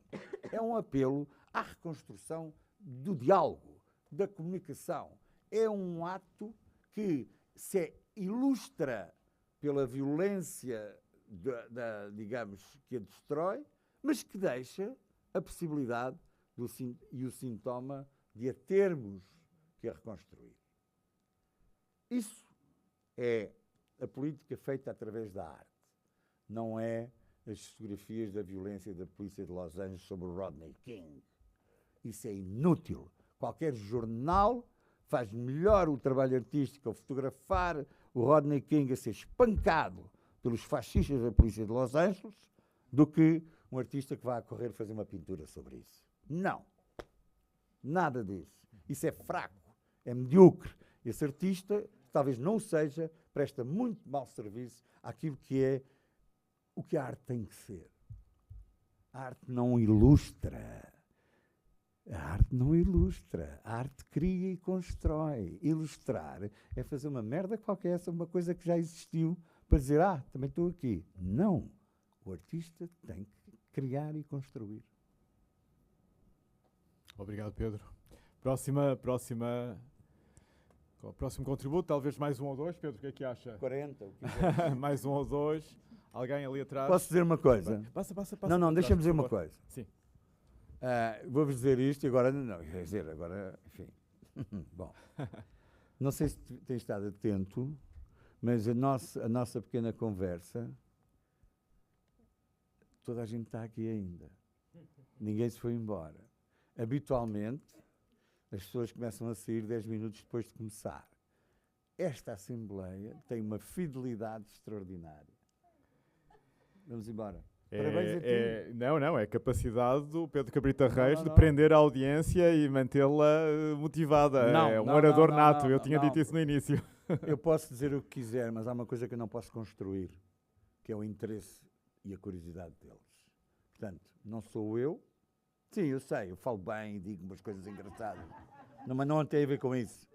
Tem a ver com o facto de eles terem a vontade e a curiosidade para estar aqui. Vamos embora, vai. Desculpa interromper. Olá, então começo por agradecer e dizer que admiro muito a sua obra e durante o secundário na Escola de Artes, Aonde? Qual? na António Rui, Uau. tive a possibilidade de estudar um período da sua obra também e ao longo deste tempo houve uma obra que realmente me intrigou bastante, que é uma instalação no Jardim de Santo Tirso, que é uma uma pequena casa construída com tijolos de madeira e que, ou seja, ao longo do processo foi transformando e que depois o Pedro até cita que a obra só foi concluída passados 17 anos. Gostava de perguntar se poderia falar um pouco deste processo. Posso, com certeza. Posso e agradeço teres trazido isto aqui para nós ouvirmos e falarmos sobre isso. Há um artista, um escultor, que tem um lugar que eu diria, falando de uma maneira, enfim, um lugar cimeiro na história da arte de Portugal, dos anos 50 até aos anos 80. Ele faleceu prematuramente, mas chamava-se Alberto Carneiro. Começou como canteiro. Para quem não sabe, um canteiro é uma pessoa que trabalha à pedra. O pai dele também era canteiro e o Alberto Carneiro começou a aprender com o pai e, à medida que foi crescendo e foi evoluindo e foi tendo horizontes intelectuais que o levaram a viajar e a conhecer, foi-se transformando num artista, e um artista absolutamente incontornável na história da escultura contemporânea, entre os anos 60 e 70, um homem de uma iluminação interior extraordinária, um tipo atentíssimo e com peças maravilhosas. Não. Era um tipo que combinava não só, digamos, uma inteligência particular, não é? Como uma visão iluminada da sua função como artista. Ora bem, além disso, tinha uma dimensão social. O que era a dimensão social do Alberto Carneiro neste caso? Ele foi o organizador, durante vários anos, para não dizer mesmo muitos anos, de uma coisa que se chamava o Simpósio de Escultura de Santo Tirso. Todos os anos, ou 2 em 2 anos, ou 3 em 3, ele conseguia convidar artistas do Japão, da Alemanha, da América. Ele conseguia fazer convergir em Santo Tirso uma quantidade de autores que podiam trabalhar e fazer peças, suas peças, que depois ficavam para a comunidade, para a cidade. Era um protocolo que o Alberto tinha com a Câmara Municipal de Santo Tirso, que criava as condições objetivas, portanto, alojamentos, refeições, transportes, produção das obras, não sei o quê, mas havia, e naturalmente, e é assim, e está muito bem que assim seja, as obras criadas pelos artistas iam integrar o património coletivo da cidade e colocadas, de acordo com o Alberto e com o artista, nos sítios que os artistas escolhiam como sendo os sítios adequados para colocar as suas obras. Essa dimensão social da prática artística do Alberto Carneiro foi muito importante. E é nesse quadro que ele me convida para fazer uma intervenção nesses simpósios. E escolhemos juntos o sítio onde a peça ainda está hoje, que é um sítio muito bonito, ao pé de um museu que foi desenhado, era um museu que já existia, mas que foi redesenhado e acrescentado pelo Cisa e pelo Eduardo Souto Moura, os dois muito amigos, como sempre, e trabalhando por vezes em conjunto, e ali naquele museu da escultura contemporânea, assim se chama, Museu de Escultura Contemporânea de Santo Tirso, eles fizeram ali umas coisas. Bom, do outro lado do museu há uma espécie de um bocado de jardim, onde eu perguntei ao Alberto Carneiro se podia colocar lá a minha peça. E então a minha peça era uma casa feita não em tijolos de madeira, como tu disseste, mas em tijolos de barro. O tijolo de madeira, não, há tijolos de lama, mas isso é na África do Norte. Agora, eram tijolos. E fizemos a casa, levei uma quantidade de amigos, foi uma paródia, divertimos-nos imenso e tudo o resto que possas imaginar. E lá fizemos aquilo em 2 dias. Bom, a casa feita, eu vou ter com o Alberto e digo-lhe, olha, aquilo está feito, mas ainda falta acabar. E o Alberto me diz, e falta acabar o quê? Eu digo, opa, Alberto, não deves ter visto as minhas esculturas em tijolo, habitualmente, depois de estarem feitas, são todas escavacadas à martelada e aquilo fica tudo cheio de buracos. Eu disse, pá, não me faças isso. Não me faças isso porque já me deu muito trabalho convencer a Câmara que uma escultura em tijolo era uma obra de arte. Eu disse, uau, então, bom, então está bem, fica assim, não se fala mais nisso. E o simpósio foi inaugurado com aquela esculturinha, podia ter sido utilizada para um lavabo público, também, que era uma casinha em tijolo. E os anos passaram, muitos anos passaram, e já na fase final da vida do Alberto, eu disse, olha lá, então e posso acabar aquilo ou não? Eu disse, pá, está bem, olha. Tudo bem. E então levei uma turma de martelos, fui comprar lá não é um IKEA, como é que se chama aquela coisa das ferramentas? Vou comprar dei 2 martelos e picos de pedreira cada um, éramos para aí uns 10, e partimos aquilo em 2 horas, de alto a baixo. Partimos, ou seja, escavacámos. Depois explico porque é que é isso. Não é por ambições estéticas, é uma coisa que tem a ver com a passagem do tempo. A passagem do tempo, a destruição que o tempo... Mas isso é outra conversa. Lá partimos aquilo, grande sururu, sirenes e não sei o quê. O que é que se passa? Chega a polícia, alertada por cidadãos responsáveis, a dizer que havia um grupo de vândalos a destruir uma escultura que, no princípio, anos antes, tinha sido considerada, no mínimo, obscena, mas que agora, repara, isto é muito engraçado este processo, depois de ter sido considerada obscena ao princípio, era agora uma escultura que fazia parte do património mental, espiritual e histórico da comunidade. Não se lhe podia tocar. E vêm então uns quaisquer de martelos fazer buracos. Vêm 2 carros da polícia, param ali, mandam parar imediatamente, as sirenes a trabalhar, e eu disse, ai, peguei no telemóvel e chamei o diretor do museu, não é? Para vir interceder como personagem pública, respeitável e idónea, e ainda por cima da terra, para falar com a polícia. Lá se acalmaram os ânimos, a polícia foi-se embora e nós arrumámos o material e não sei o quê. À noite, isto é uma maravilha, à noite alguém terá vindo fazer uma coisa que a escultura não tinha. A escultura tinha uma espécie de uma porta para dentro de casa. E podias ir lá para dentro de casa fazer o que quiseres, injetares cavalo, foder, dormir, não sei o quê, tudo. Era uma casa do povo. Alguém veio e construiu até meia altura. Repara o trabalho a que se deram. Trouxeram meia pilha de tijolos, cimento pás e areia e construir uma parede para impedir que as pessoas entrassem. Caiu-me logo a imprensa em cima, eu tive que lhes dizer que achava muito bem, que era uma participação da comunidade num processo que já tinha tido muitas vicissitudes históricas e que só isto vinha de só acrescentar mais-valia. É essa a história da peça. Se é isso que queres saber. Quanto ao tijolo, verdade, e agora num registro mais histórico, ou se quiseres, crítico ou outro, as minhas esculturas em tijolo, e fiz muitas, agora, mas tive um período na minha vida em que isso era importante para mim, e eram todas invariavelmente, digamos, partidas. Não é? Esse partido, hoje reconheço que é capaz de ter sido uma forma ingênua de introduzir a noção da passagem do tempo na obra de arte. Pior que ingênua, como é que te chamas? Eu? Isabel. Pior que ingênua, Isabel, é narrativa. Não há coisa pior numa obra de arte que a narratividade.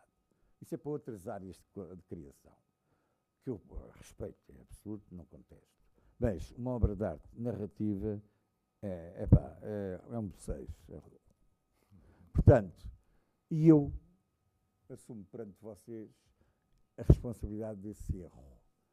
Ao fazer as minhas esculturas perfuradas, as intenções eram boas, mas boas intenções estão um inferno cheio. Eu não tive a clarividência de perceber que isso era uma rasteira que eu próprio me tinha colocado a mim mesmo com a ambição de ser engraçado, inteligente e profundo. Fiz asneira, não devia ter partido parede nenhuma. O tempo, ele próprio, e os gajos que foram fazer a parede lá na minha peça, que se encarregassem de a partir. Isso sim, tinha sido corajoso. Obrigada.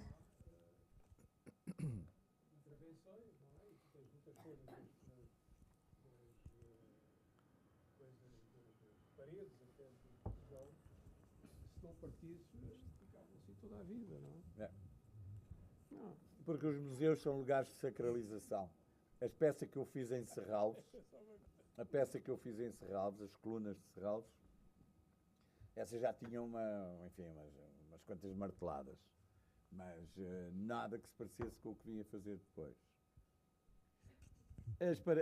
A peça de Serralves, que foi o arquiteto Álvaro Cisa, pessoa de inegáveis qualidades e que nós todos respeitamos e admiramos, é uma das vozes de Portugal. E, deixando de fora este registro de Primeiro-Ministro, é um artista. Mas, como todos os arquitetos, não sei, deve haver aqui alguns, peço desculpa, é muito cioso da sua área de intervenção. O que também não está mal. E então, enquanto eu estava a fazer aquela peça em Serralves, o Álvaro, porque eu trato assim, portanto, temos esta afinidade, mandava de manhã e de tarde um assistente diferente do ateliê para ver como é que a obra estava a evoluir. Porque eu tinha rasgado nas paredes do seu museu recentemente inaugurado uns larvos onde encastei. Essas peças, se olharem para elas, percebem claramente que têm a função, propõem-se uma função, digamos, ficcional, de serem contrafortes ou arco-botantes. Ou seja, na arquitetura da Idade Média até ao período final digamos, já pós-Renascença, as estruturas dos edifícios de ritualização, fossem os palácios, os castelos ou as igrejas, muito em particular, tinham todas contrafortes adoçados para ultrapassar problemas estruturais de construção ainda não resolvidos nessa altura, mas eram precisos isso para manter as paredes direitas. O que é que se retira daqui? Retira-se daqui que a humildade e a simplicidade de uma parede de tijolos mal feita acaba por ser, politicamente, aquilo que sustenta a arquitetura chique. Não digo mais nada, pois não? Uma última pergunta para irmos concluindo a nossa sessão. Oi? Rui Cardoso Martins, passam por favor de mão em mão. A comunidade é ativa. Obrigado a todos. Obrigado. Há bocadinho estava a ouvir a história dos autorretratos. se não estou em erro, chamavam-se Cegos de Praga, não eram esses? Havia uma série Sim. chamada Cegos de Praga. É nessa série dos Cegos de Praga que eu descubro o Frank Gehry e a Picasso. Portanto, mas houve outros.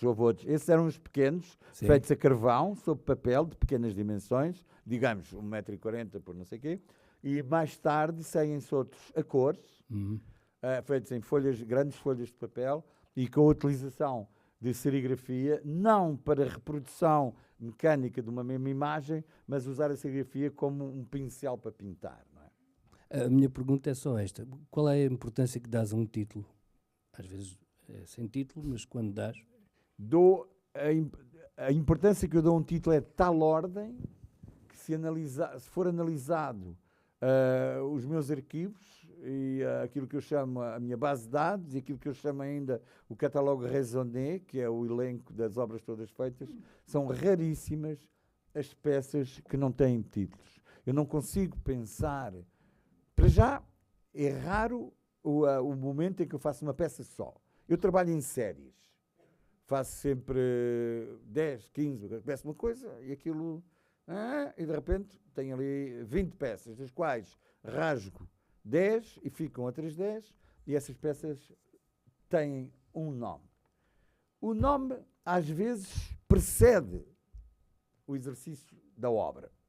Já sei como é que se vai chamar, porque tenho mentalmente a ideia clara do que é que vou fazer. Outras vezes é totalmente e diametralmente oposto. Faço as obras e olho para elas, e estou ali a olhar para elas, e continuo a olhar para elas, depois vou jantar, depois volto e olho para elas, e de repente, snap, percebo o que é. Dou-lhes o nome, então. Há batismos antes do nascimento e batismos depois da primeira comunhão. Portanto, os nomes... E depois eu, Rui Cardoso Martins, tu és um homem da escrita, como todos nós sabemos, e apreciamos, e te queremos sempre a fazer isso. Eu não sou, mas gosto da palavra. E gosto de escrever mas merdas para mim. E gosto de dar títulos às coisas. E acho que... repara que há uma diferença entre poética e poesia. Sabemos todos isso, não é? A poética de uma palavra que é organizada e desenhada para vir classificar e caracterizar uma ou várias obras de arte numa série é tão importante como a própria obra de arte. É mais uma matéria, é mais uma camada de significado que se põe. E eu faço os possíveis por dar significados ou provocatoriamente evidentes e óbvios, do género, então, estamos a brincar, ou completamente, como é que diz, espiralados, que impliquem o conhecimento de uma quantidade de referências que, transversalmente entendidas, te podem levar a perceber porque é que aquele título é aquele título. Obrigado. Bom, eu acho, Pedro Cabrita Reis, obrigado por esta tarde. Acho que saímos todos daqui com vontade de beber um copo. Com a boca seca, com certeza, mais o nosso convidado de qualquer um de nós. Eu queria só rematar dizendo que Pedro estava a ouvi-lo e tem razão, a plateia está de parabéns pela vossa concentração, que nós sentimos deste lado também, portanto, é verdade, fico muito feliz que a nossa plateia nos tenha acompanhado.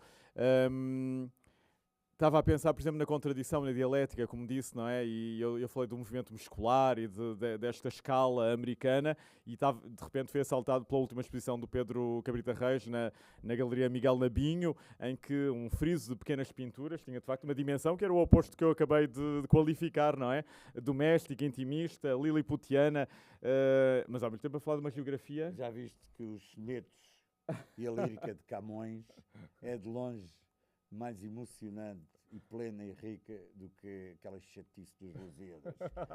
Também, de vez em quando, dou-me ao luxo de fazer peças de câmara. A pequena forma, não é? Exatamente. A forma concisa. E queria só rematar também, ao ouvir o Pedro, sentimos todos nesta sala de certeza a importância que o Pedro Cabrita Reis sempre foi dando às ligações, ao fazer comunidade. O papel de um artista, de um intelectual, é também construir, eivar de energia, não é? Uma comunidade. e como nos ajuda nesta valorização dos pares, e vejam como o Pedro Cabrita Reis foi sempre citando os seus, não é? Vivos ou mortos, não é? Os artistas que o acompanham e que fazem parte desta família da criação. Isto toca-me particularmente, e falou do Álvaro Lapa, que foi meu professor e que me acompanha também. No fundo, Pedro Cabrita Reis ajuda-nos com esta tarde que nos ofereceu de uma viagem pelas ideias, a localizarmos melhor no mundo, não é? Nós enquanto país, nós enquanto comunidade intelectual, acho que o Pedro Cabrita Reis é de facto um artista que nos ajuda a situar no mundo. E para terminar, e antes de uma salva de palmas que vou pedir ao Pedro Cabrita Reis, deixem-me só deixar-vos um convite para a segunda sessão deste ciclo, que é um ciclo cerrado. Vejam a programação completa online, por favor. São todos bem-vindos. Os nossos convidados próximos merecem uma sala cheia e atenta, como foi a vossa, de extraordinária qualidade. Segunda-feira recebemos o Carlos Bunga, artista de outra geração, português, radicado em Barcelona, com uma exposição neste momento no Centro de Arte Moderna da Fundação Carlos Gulbenkian. E na segunda-feira, às 18 horas, recebemos o Carlos Bunga nesta sala. Conto com muitos de vocês. Venham, por favor, passem a palavra. São todos bem-vindos na Universidade de Lusófona. E agora sim, uma grande salva. Não, ainda não. Uau. O João quer colocar alguma questão? Desculpa. Uma última pergunta. Se é a última, esperas um bocadinho. É com particular encanto e agrado que ouço o João a dizer-vos que o Carlos Bunga é a próxima convidado nesta sessão. Eu acompanhei o Carlos Bunga desde muito jovem, quando eu tinha uma coleção de arte contemporânea, que depois a pus a bom recato noutro sítio, porque aí podiam tomar conta dela, coisa que eu não podia fazer. Eu já nessa altura tinha obras do Carlos. O Carlos é um tipo muito particular e tenho a certeza que vocês vão dar por muito bem emprego o tempo que vierem aqui para ouvi-lo e falar com ele. E ainda bem, e obrigado por teres convidado. Obrigado pelas palavras. Uma última questão antes da ovação, então. João, tens microfone? Não. Onde ficou o microfone?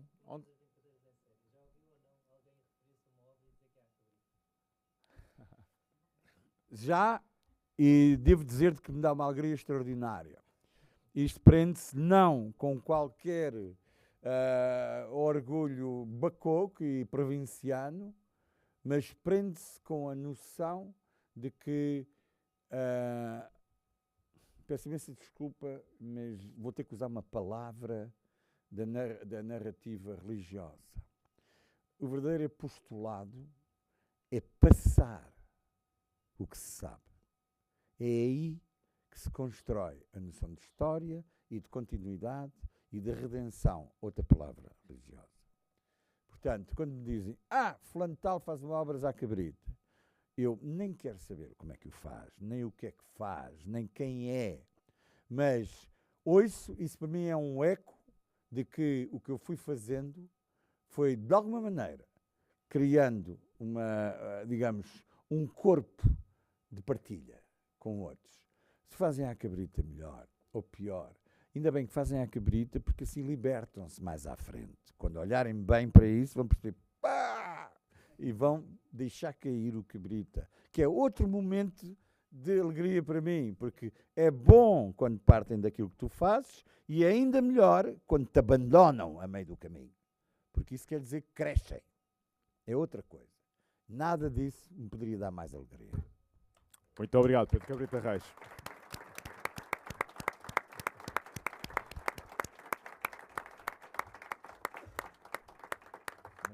A Universidade Lusófona tem um serviço de catering lá fora, com um espumante português.